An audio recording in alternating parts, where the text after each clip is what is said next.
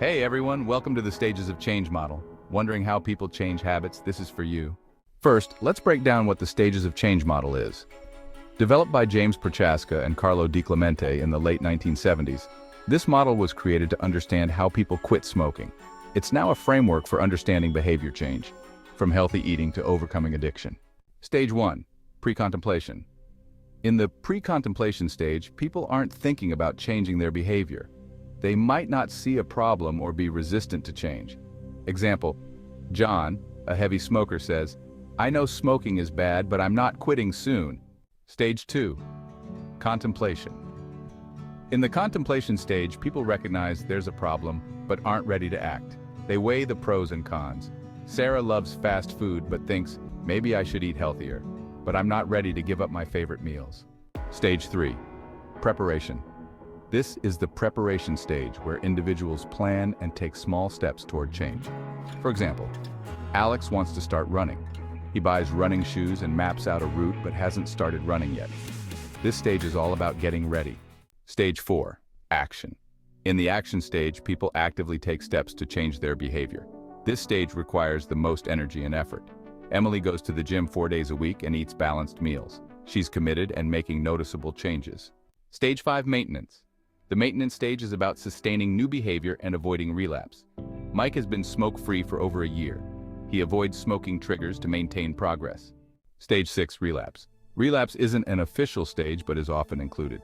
People might slip back into old behaviors and work through the stages again. For example, Lisa. She quit drinking for 6 months but then has a few drinks at a party. She feels disappointed but uses it as motivation to get back on track. Fun. Historical facts and stats. Did you know that Prochaska and Di Clemente developed this model after studying smokers trying to quit on their own versus those using structured programs? Research shows that around 80% of smokers are in the pre-contemplation or contemplation stage, meaning they're not quite ready to quit, but might be open to change. Current use and clinical applications. Where is the Stages of Change model used today? It's widely applied in health coaching, therapy, and clinical settings for behavior change. Clinicians use it for weight loss, substance abuse treatment, and managing chronic conditions like diabetes.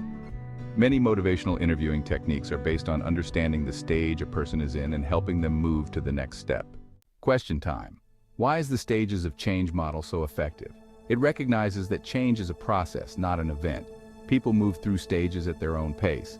The model meets people where they are. Can it help with changing more than one habit? Absolutely. The principles apply to any behavior change, whether it's quitting smoking, starting to exercise, or adopting a healthier diet. Wrap up and conclusion. So there you have it.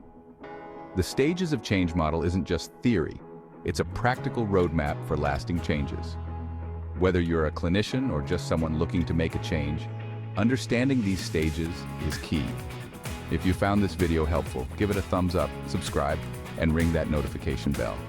Thanks for watching, and remember, change is a journey.